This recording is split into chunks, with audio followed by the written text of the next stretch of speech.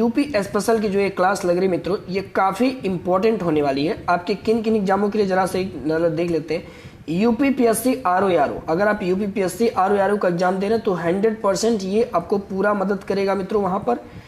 फिर अगर आप यहाँ पर एएससी यानी इलाहाबाद हाई कोर्ट दे रहे हैं तो भी वही यहाँ पर भी जैसे यूपीपीएससी में 10-15 क्वेश्चन आएगा, उसी तरह से यहाँ भी 15 से 17 क्वेश्चन हिंदी के आने हैं। सॉरी, यूपीजीके का आएगा मित्रों, ठीक है। तो इसके लिए मोस्ट इंपॉर्टेंट, अगर आप यूपी ट्रिपल एससी का एग्जाम देने जाएंगे ना, जैसे लेखपाल हो गया, केन सुपरवाइजर एटसेट्रा, बीओ वगैरह हो गया, तो उसमें भी ये आपको अच्छा खासा मदद करेगा। बोले तो ये बहुत ही अच्छा सेगमेंट है, अगर आप इसे अच्छी तरह से कर लेते हैं तो भैया बहुत ध्यान से पढ़िएगा, ठीक है। नोट्स बना रहे हैं तो नोट्स जरूर बनाइएगा। देखिएगा पहला क्वेश्चन है, उत्तर प्रदेश को 1877 में निम्नलिखित में से किस नाम से जाना जाता था? तो मित्रों 1877 में उत्तर प्रदेश को आगरा अवध संयुक्त प्रांत के रूप में जानते थे। तो आगरा अवध संयुक्त प्रांत यानी जो करेक्ट आंसर है वह आपका था बी, दूसरा हो जाएगा राइट आंसर। कुछ और भी बातें जिन्हें आप नोट कर सकते हैं। 1836 में हम उत्तर पश्चिम के रूप में इसको जानते थे, उत्तर पश्चिम प्रांत कहते थे। 1877 में आगरा अवध संयुक्त प्रांत, प्रांत नहीं प्रांत। फिर 1837 में संयुक्त प्रांत। अच्छा, ये भी पूछता है कि किस समय संयुक्त प्रांत था, तो मित्रों 1837, ये इंपॉर्टेंट है, याद रखेंगे। 1950 से इसको उत्तर प्रदेश कहा जाने लगा, थोड़ा सा ध्यान रखेंगे इन पॉइंट्स को भी, ठीक है। आगे बढ़िए, नेक्स्ट क्वेश्चन है, जुलाई 2021 में किस प्रदेश में कोरोना महामारी के कारण अनाथ हुए बच्चों के भरण पोषण व शिक्षा के लिए लागू की गई योजना मुख्यमंत्री बाल सेवा योजना है? दूसरे शब्दों में कहें तो मुख्यमंत्री बाल सेवा योजना की शुरुआत किस प्रदेश के द्वारा किया गया था? इसका उद्देश्य आपने देख ही लिया, अनाथ बच्चों का भरण पोषण करना है। उत्तर प्रदेश सरकार द्वारा योजना स्कीम लॉन्च की गई थी। सी हो जाएगा प्रश्न का राइट आंसर, ठीक है। इसके बारे में भी थोड़ा बहुत देख लेते हैं। देखिएगा कुछ इंपॉर्टेंट चीज़ जो आपसे पूछे जाएंगे, जैसे भारत का पहला ग्रीन हाइड्रोजन प्लांट कहाँ लगाने को प्रस्तावित किया गया? तो मित्रों ये उत्तर प्रदेश के मथुरा में, वेरी वेरी इंपॉर्टेंट क्वेश्चन है। भारत का पहला ग्रीन हाइड्रोजन प्लांट लगाया जाएगा कहाँ पर? राज्य पूछेगा तो उत्तर प्रदेश, उत्तर प्रदेश का जिला मथुरा, तो करेक्ट आंसर आपका हो जाएगा कौन सा? मथुरा वाला। आगे, नोएडा में देश का पहला भारतीय विरासत संस्थान स्थापित करने का निर्णय लिया गया। क्वेश्चन अगर पूछे कि भारतीय विरासत संस्थान स्थापित करने का निर्णय कहाँ पर लिया गया, तो आपका जवाब होगा नोएडा में। चीजें समझ में आ रही है ना मित्रों? आगे बढ़िए, नेक्स्ट क्वेश्चन नोट करते रहिएगा। और हाँ, एक चीज और, अगर आप मान लीजिए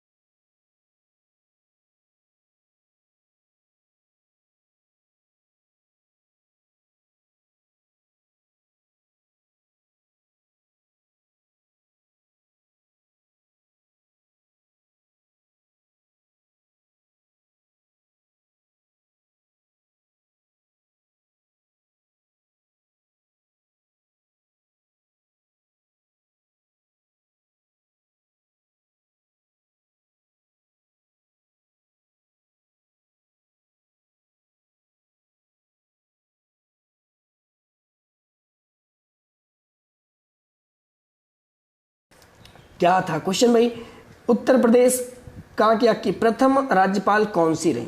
तो आप जानते हैं मित्रों, करेक्ट आंसर आपका हो जाएगा सरोजनी नायडू। सही जवाब हो जाएगा सरोजनी नायडू, ए हो जाएगा राइट आंसर। आप लोग ज्वाइन कर लीजिए मित्रों, कोई दिक्कत नहीं है। और एएससी वालों के लिए तो मैं वहां पर डेली 50 क्वेश्चन, कंप्यूटर के भी मैंने टारगेट रखा, हर टॉपिक के 2500 क्वेश्चन बच्चों को रिवीजन कराओ, इतना एमसीक्यू कराओ, तो पीडीएफ के रूप में दो, चाहे जैसे दो, तो इसी तरह से आप कंप्यूटर का भी आपको वहाँ मिलता रहेगा साथ, कल से 50-50 क्वेश्चन।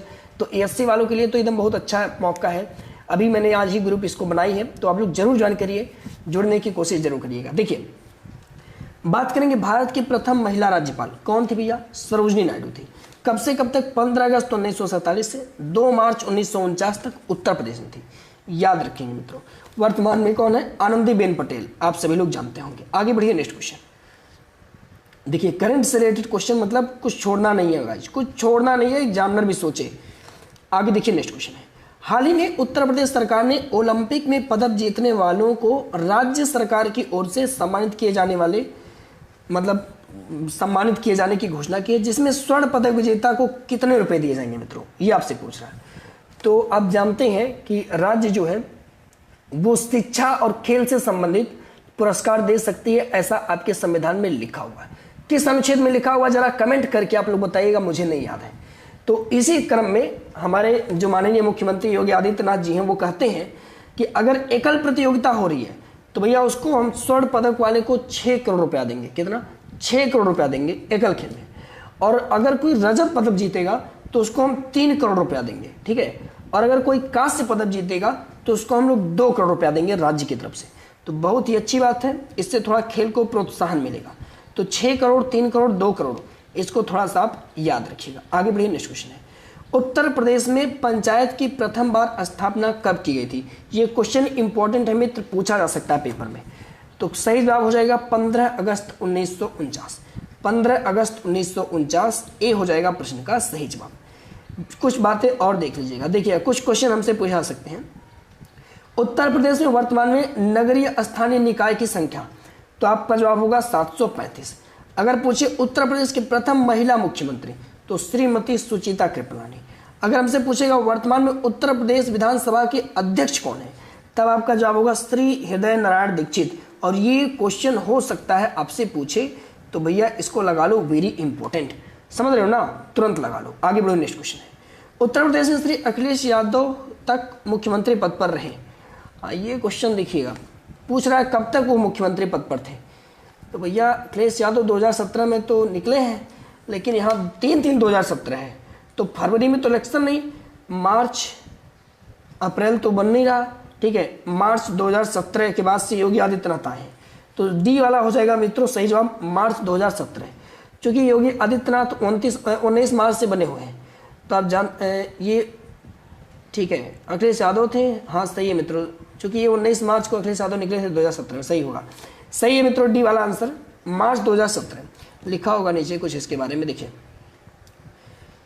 बात करेंगे श्री योगी आदित्यनाथ 40वें मुख्यमंत्री हैं। श्री अखिलेश यादव 39 नंबर पे थे, जिनका कार्यकाल 15 मार्च 2012 से 19 मार्च 2017 तक रहा, और 19 मार्च 2017 से अब योगी जी जो है कार्यरत हैं। आगे, निम्न में से किसके द्वारा ईरानी और भारतीय रागों का मिश्रण किया गया था? ईरानी और भारतीय रागों को मिलाकर के एक नया राग बनाए थे, वह थे आपके अमीर खुसरो। सही जवाब हो जाएगा प्रश्न का कौन सा साथी? ए हो जाएगा राइट आंसर। अब देखिएगा अमीर खुसरो के बारे में 2 बातें। सबसे पहली बात तो इन्होंने तबला एवं सितार का आविष्कार किया। तबला एवं सितार का आविष्कार किसने किया? अमीर खुसरो ने किया।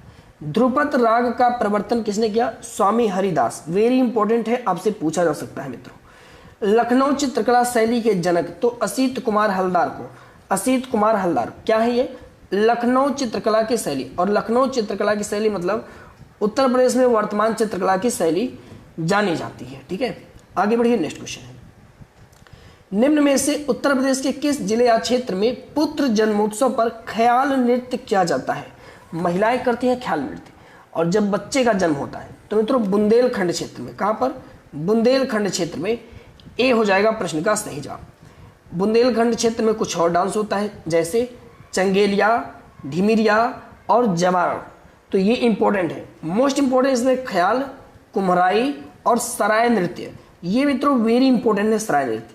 ये हमसे क्वेश्चन ज़्यादा अक्सर पूछा आता है कि किस क्षेत्र में, तो फसल की कटाई के बाद ये लोग डांस करते हैं, लोग कृषक लोग। और एक होता है राय नृत्य, ये जन्माष्टमी पर महिलाएं करती हैं। और एक होता है मित्रों कन्नड़ा नृत्य। तो ये सारे नृत्य बुंदेलखंड, उत्तर प्रदेश के बुंदेलखंड क्षेत्र से संबंधित हैं। तो भैया भूलिएगा नहीं, सब इंपॉर्टेंट है। आगे, उत्तर प्रदेश में बटेश्वर मेला, बटेश्वर पशु मेला कहाँ पर लगता है? इंपॉर्टेंट क्वेश्चन है मित्रों। तो यह आपका आगरा में लगता है। कहाँ पर? आगरा में लगता है। ए हो जाएगा प्रश्न का राइट आंसर, ठीक है। अब देखिएगा, बात करेंगे हम लोग यहाँ पर और मेलों की, जैसे दादरी मेला, तो ये बलिया में लगता है। नौचंदी मेला, ये इंपॉर्टेंट है गाइस, ये पूछा जाता है, मेरठ में लगता है। देवास शरीफ मेला बाराबंकी। ढाई घाट मेला शाहजहांपुर। ध्रुपद मेला वृंदावन और वाराणसी। वेरी इंपॉर्टेंट है मित्रों, याद रखिएगा। आइए देखते हैं निम्नलिखित में से कौन सा सही सुमेलित नहीं है। मिलान करनी है, एक तरफ महोत्सव और दूसरी तरफ क्षेत्र। ताज महोत्सव, ताज आगरा से ही लग रहा है, सही होगा। बिठुर गंगा महोत्सव ये कानपुर में होता है, सही है। सैफई महोत्सव इटवा, ये वेरी इंपॉर्टेंट है, ये भी इंपॉर्टेंट है, याद रखना। कजरी महोत्सव मिर्जापुर, सोनभद्र नहीं होगा। कहाँ पे कजरी महोत्सव? मिर्जापुर, ठीक है। तो इसको थोड़ा याद रखें कि मिर्जापुर है ये जो मैं यहाँ लिखा हूँ, पढ़ लेना। कजरी महोत्सव कहाँ पर? मिर्जापुर, याद रखना, ठीक है। सोनभद्र में सोन महोत्सव होता है, ठीक है। एक और है सुलहुल महोत्सव, या इसको राम बारात उत्सव, ये आगरा में हिंदू मुस्लिम मिलाप के लिए दोनों होता है। सुलहकुल या सुलहकुल कहिए या राम बारात उत्सव, दोनों है, ठीक है। एक और है जो मेरठ में लगता है, इसको सरघाना महोत्सव, वेरी इंपॉर्टेंट है, इसको थोड़ा ध्यान रखेंगे। ये एग्जाम में हमसे पूछा था लठमार होलिकोत्सव कहाँ पर होता है, तो मथुरा में भी, बरसाना और नंदगांव, ये तीनों लोकेशन को याद रखेंगे, हमसे पूछा सकता है। त्रिवेणी महोत्सव ये इंपॉर्टेंट है, प्रयागराज। फिर बुद्ध महोत्सव, ये बुद्ध से पता है सारनाथ होगा, कोई डाउट नहीं है, वही बनारस वाला सारनाथ। आगे बढ़िए, नेक्स्ट क्वेश्चन। निम्न में से किस स्थान पर जैन चित्रकला का विकास हुआ? आगरा, मथुरा, लखनऊ, मिर्जापुर। जैन चित्रकला का विकास ये आपका आगरा में होता है। सही जवाब हो जाएगा मित्रों प्रश्न का ए हो जाएगा राइट आंसर।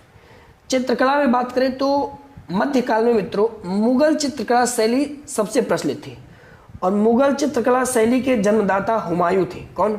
हुमायूं थे। एक वेरी इंपॉर्टेंट क्वेश्चन पूछता है, किसके काल को चित्रकला का स्वर्ण युग कहते हैं? तो जहांगीर के काल को चित्रकला का स्वर्ण युग कहते हैं। दिमाग में एक एक पॉइंट बैठना चाहिए, कुछ छूटना नहीं चाहिए मित्रों। आगे बढ़िए, थोड़ा सा कर इसको मैं सही से टाइपिंग कराऊंगा ताकि अच्छा सा दिखिए, ठीक है, इसकी लुकिंग अच्छी लगे। बाकी आप लोग ज्वाइन जरूर करिए साथ ही। निम्न में से कौन सा कजरी लोकगीत के अखाड़ों में से मिर्जापुर से संबंधित है?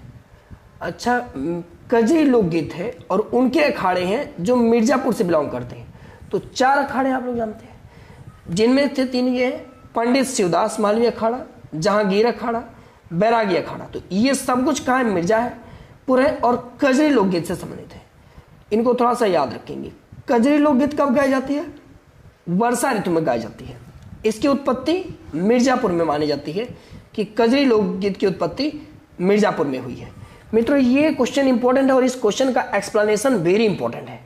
देश में कुक्कुट उत्पादन का कितना प्रतिशत उत्तर प्रदेश का होता है? खाद्यान्न उत्पादन में केवल नहीं, कुक्कुट उत्पादन को छोड़ करके पूछ रहा है, मतलब कुक्कुट उत्पादन का पूछ रहा है, बाकी सबको छोड़ दिया। कुक्कुट उत्पादन 2.56% है पूरे भारतवर्ष का, ठीक है।